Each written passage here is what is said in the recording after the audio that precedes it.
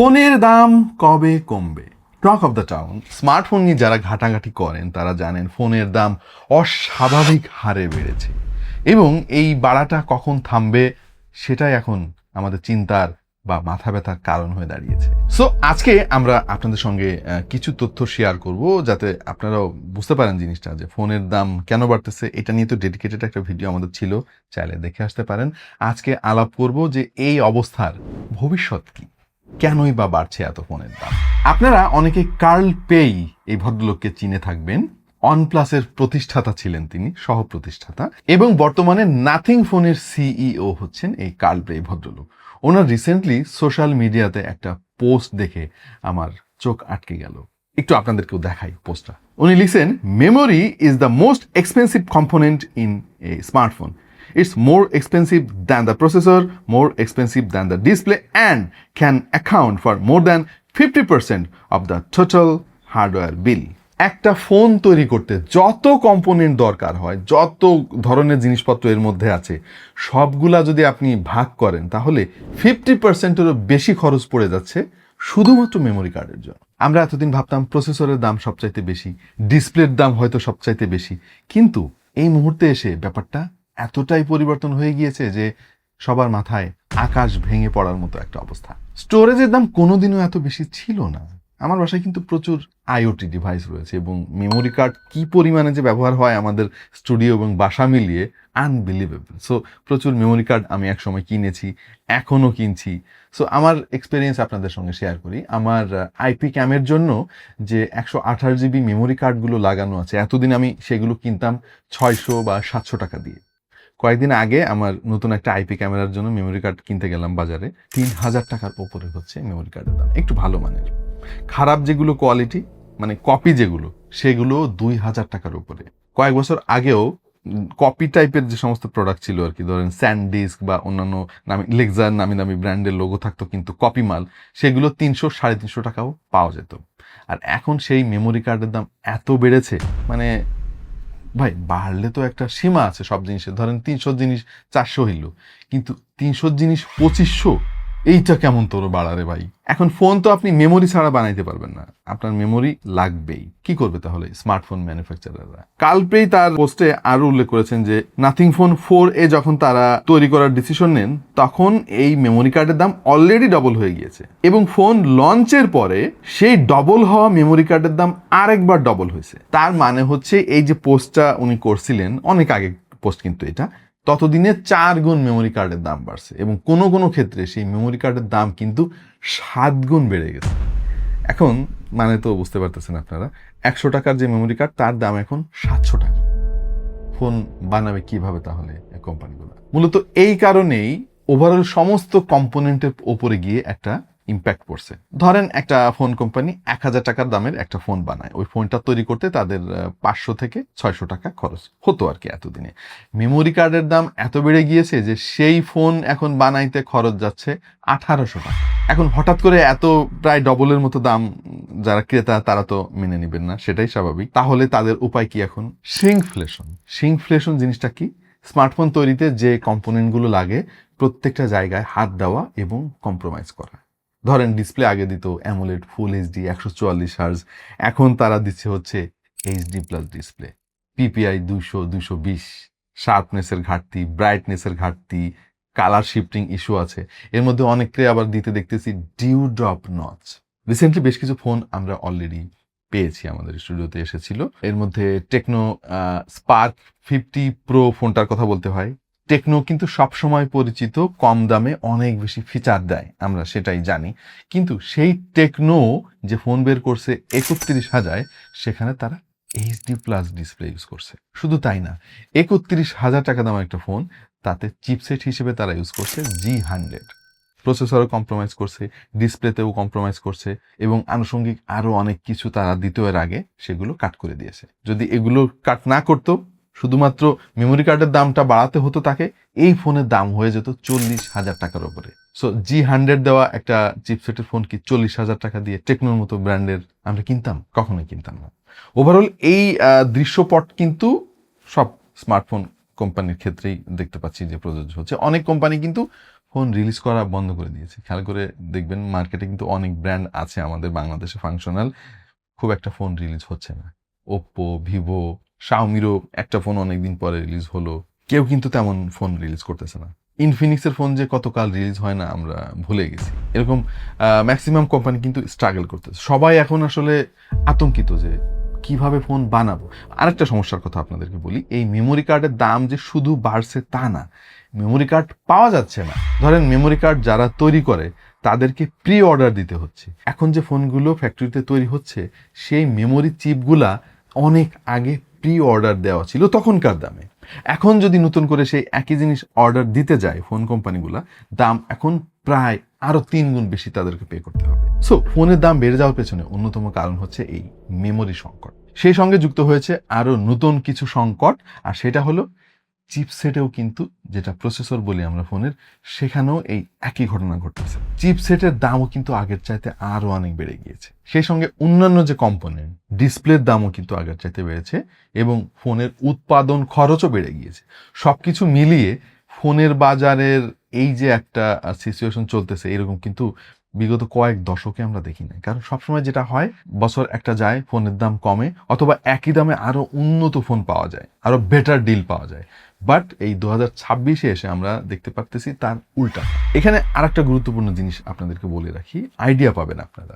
দেখেন, কোনো জিনিসের দাম যখন বেড়ে যায় আমরা কিছুদিন একটু চিল্লাপাল্লা করি, তারপরে আমরা অভ্যস্ত হয়ে যাই। ধরেন 30,000 টাকা দামের ফোনের দাম যদি 35,000 হয়ে যেত, আমরা বলতাম প্রথম প্রথম যে ফোনের দাম বাড়াই দিছে কোম্পানি, ভালো না, এটা সেটা, এরপরে আমরা ভুলে যেতাম, বা কয়েক বছর পরে সবাই অভ্যস্ত হয়ে যেত। কিন্তু ফোনের দাম বাড়া তো থামতেছে না। ধরেন যে ফোনের দাম 30,000 ছিল সেটা বেড়ে 35 হলো, কিছুদিন পরে গিয়ে সেটার দাম 40 হয়ে গেল, তার কিছুদিন পরে গিয়ে 42,000 হয়ে গেল, বেড়ে যাচ্ছে অলরেডি। আমি রিয়েলমির একটা ফোনের খবর নিলাম মাঝখানে, তারা ফোনের দাম প্রায় 3 বার বাড়াতে বাধ্য হয়েছে এবং সামনে আরো একবার বাড়বে। তাহলে চিন্তা করেন, আমরা তো অভ্যস্ত হইতে পারতেছি না, আমরা জানিও না যে ফোনের দাম কোথায় গিয়ে শেষ হবে। সো আইফোনকে আমরা সবসময় বলি যে তারা দাম কখনো বাড়ায় না, প্রত্যেক বছর নতুন ফোন রিলিজ করে, কিন্তু তাদের ফোনের দাম সেই $1,000 আশেপাশেই থাকে। এই প্রথমবারের মতো আইফোন তাদের ফোনের দাম বাড়াতে চলেছে। সম্ভবত $1,000 ফোন এখন $1,300 বা $1,400 কাছাকাছি চলে যেতে পারে। এরপরে মোটামুটি অন্য সব কোম্পানিও একটা গ্রাউন্ড পাবে যে না, ফোনের দাম আসলে বাড়ছে। যখন আইফোনও বাড়াইছে ফোনের দাম, তাহলে তো অবশ্যই ফোনের দাম বাড়ছেই। কার্ল পে তার পোস্টের লাস্ট দিকে বলছে যে আপনি যদি আপনার ফোন আপগ্রেড করতে চান তাহলে বেস্ট টাইমটা গতকাল ছিল, নেক্সট বেস্ট টাইম হচ্ছে আজকে, আগামীকাল কি হবে কেউ জানে না। আরেকটা জিনিস একটু এখানে ইনক্লুড করে দেই আমি, ফোনের দাম বাড়া নিয়ে তো আমাদের প্রত্যেকটা ফোনের ভিডিওতে আলাপ থাকে এবং আমাদের কিছু কিছু ভাই ব্রাদার কমেন্ট সেকশনে এসে কমেন্ট করেন যে ফোনের দাম আসলে বাড়ে না, এই যে আমরা বলি যে বেড়ে গেছে, বেড়ে যাবে, এই জন্যই মূলত বাড়ে আর কি। ভাই মানে এই দর্শকগুলা মানে কোন লেভেলের বুদ্ধিজীবী আমার মাঝে মাঝে অবাক লাগে। এরা, আমি যেটা বলি এদেরকে একটা নাম দিছি আমি, এরা হচ্ছে কিবোর্ড যোদ্ধা। কোনো কাজ নাই, দিন দুনিয়ার কোনো খবর রাখে না, মানে কিছু একটা বলতে মন চাইলো, কিবোর্ড যোদ্ধা তো ওই কিবোর্ডেই যুদ্ধ করে আর কি। এদেরকে কুয়োর ব্যাং বললেও ভুল হয় না। আপনি ভাইজান যে কমেন্টটা করছেন, আপনি কুয়োর মধ্যে বাস করেন, মানে কুয়োর বাইরে যে একটা দুনিয়া আছে, ওইখানে যে বিমান ওড়ে, কম্পিউটার চলে, ট্রেন যায়, আপনি জানেন না। আপনি চোখের সামনে কিছু অন্য ব্যাংক দেখেন এবং কিছু পোকামাকড় দেখেন, আর দেখেন অন্ধকার। এই জন্যই আপনার কাছে এটা মনে হয়। ফোনের দাম যদি বেড়ে যায় এবং ফোন যদি কম রিলিজ হয়, আমরাই তো সবচেয়ে বেশি ক্ষতিগ্রস্ত হব। আমাদের কাজ কি? আমরা তো সবসময় আপনাদেরকে কম দামে বেস্ট ডিল কোনটা সেইটাই জানাতে চাই এবং সেইটাই এক্সাইটমেন্ট নিয়ে আপনাদের সাথে আলাপ করি। ফোনের দাম বাড়লে আমাদের লাভটা কি রে ভাই? এই বেসিক জিনিসটা যারা বোঝে না তাদের আসলে কিবোর্ড লক করে দেওয়া উচিত, যে ভাই আপনি টাইপই করতে পারবেন না মিয়া। এই মেমোরি নিয়ে সারা পৃথিবীতে এমন এমন ঘটনা ঘটতেছে যা আগে কখনো ঘটে নাই। স্যামসাং এর যে ফ্যাক্টরি কোরিয়াতে, আপনারা অনেকে জেনে থাকবেন যে ওইটা রীতিমতো আরেকটা দেশের মতো। ওর মধ্যে পুলিশ আছে, ওর মধ্যে আর্মিও আছে। স্যামসাং এর যে ফ্যাক্টরি, লক্ষ লক্ষ মানুষ সেখানে কাজ করে। এই স্যামসাং এর ফ্যাক্টরি কিন্তু অনেকদিন ধরে বন্ধ ছিল শ্রমিকদের আন্দোলনের জন্য। সেটা জানেন আপনারা? এই মেমোরি কার্ড নিয়েই। সো অবস্থা এমন একটা জায়গায় গিয়ে দাঁড়িয়েছে যে মেমোরি কার্ড যারা বানায় তারাও বানাতে পারতেছে না। কারণ মেমোরি কার্ড বা মেমোরি বানাইতে যে কম্পোনেন্টগুলো লাগে সেগুলোর দামও বেড়ে গেছে। তারাও স্ট্রাগল করতেছে, তাদের ডিমান্ড এত বাড়ছে যে আজকে যদি কেউ 1,00,000 পিস মেমোরি কার্ডের অর্ডার করে তাহলে সেইটা কবে তারা ডেলিভারি দিবে তারা নিজেরাও জানে না। আলটিমেটলি সারা পৃথিবীর স্মার্টফোন ম্যানুফ্যাকচারিংয়ে চরম লেভেলের একটা প্রতিবন্ধকতা সৃষ্টি হয়ে গিয়েছে। এই কারণেই বেশিরভাগ কোম্পানি এখন ফোন বানাইতে পারতেছে না, বানালেও কম্প্রোমাইজ করতে হচ্ছে। কোথায় কোথায় কম্প্রোমাইজ করতেছে খেয়াল করে দেখেন। আগে আমরা যে দামে ইউএফএস 2.2 দেখতে পেতাম, ধরেন 20,000 টাকা দামের একটা ফোন, সেই 20,000 টাকা দামের ফোনে এখন আমরা eMMC 5.1 স্টোরেজ দেখতেছি। আগে যেখানে LPDDR5X র্যাম দিত সেটা এখন নেমে এসেছে LPDDR4X এ। এভাবেই কম্প্রোমাইজ চলতেছে, অথবা যদি একই জিনিস দিতে হয় তাহলে ফোনের দাম বেড়ে যাচ্ছে। আবার কিছু কিছু ফোনের ক্ষেত্রে দুইটাই ঘটতেছে, কম্প্রোমাইজও করতেছে আবার ফোনের দামও তারা বাড়ায় দিচ্ছে।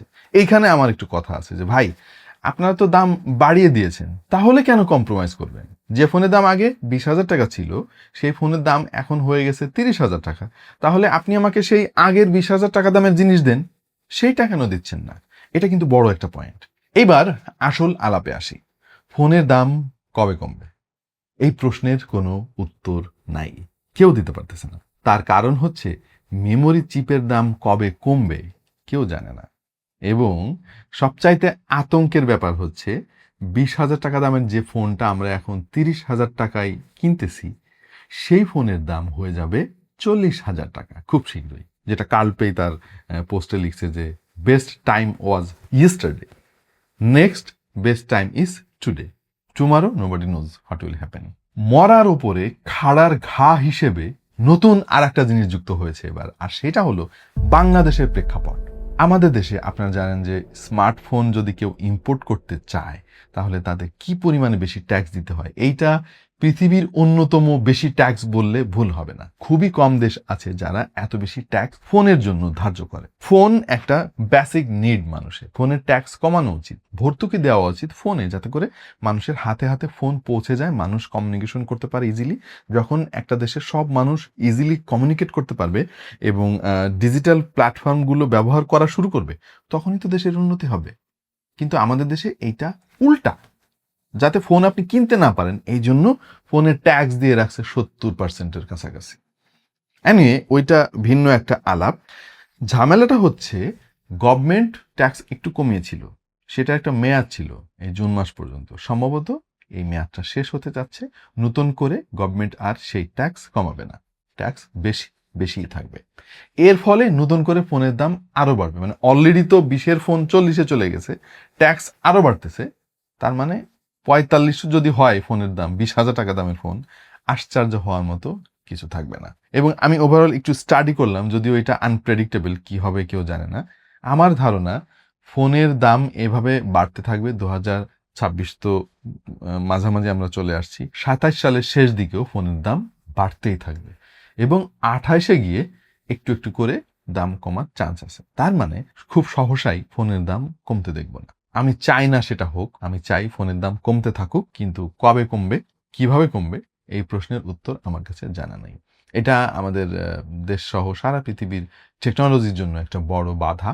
এবং ফোন দিয়ে কিন্তু এখন শুধুমাত্র মানুষ কথা বলে না, আপনারা সবাই সেটা জানেন, ফোন এখন অনেক মানুষের আয়ের মাধ্যম। কমিউনিকেশন একটা নতুন মাত্রায় পৌঁছে গিয়েছে আমাদের এই স্মার্টফোনের জন্য। এই যে মানুষের একটা যাত্রা ওপরের দিকে সব কিছুর ক্ষেত্রে, সেটা কিন্তু নিচের দিকে নামা শুরু হবে। এর প্রভাব আমরা খুব শীঘ্রই দেখতে পাবো। আপাতত খুব বেশি ভালো খবর আপনাদেরকে দিতে পারতেছি না। আশা করছি আপনারা একটা আইডিয়া পেয়েছেন যে কি হচ্ছে ফোনের মার্কেটে। সো সামারি হচ্ছে, এই ফোনের কম্পোনেন্টের দাম বেড়ে যাওয়ার কারণে ফোনের দাম অনেক বেড়ে যাচ্ছে এবং সামনে আরো অনেক বাড়বে। আমার ধারণা স্মার্টফোনের দাম শুরু হবে 25,000 টাকা থেকে। এটা শুনলে আতঙ্কিত হওয়ার কথা সবারই, যে ফোনগুলো আমরা 8-9 হাজার টাকাও পেতাম এক সময়, যে কোনো রকমে অ্যান্ড্রয়েডের একটা ফিল আমরা পাবো, সেই ফোনই আমাদের 25,000 টাকা দিয়ে কিনতে হতে পারে। খুবই খারাপ সংবাদ, বাট বাস্তবতাটা আপনাদের সামনে আমি তুলে ধরলাম। আশা করছি একটা আইডিয়া আপনারা পেয়েছেন। আপাতত আর কথা বাড়াতে চাই না, ভিডিও এমনিতেও অনেক লম্বা হয়ে গেছে। এরকম ভিডিও আরো যদি দেখতে চান সাবস্ক্রাইব করতে পারেন আমাদের চ্যানেলে। দেখা হবে ভিন্ন কোনো ভিডিওতে। চেষ্টা করব যেন ভালো কোনো খবর আপনাদের সঙ্গে শেয়ার করা যায়। আল্লাহ হাফেজ।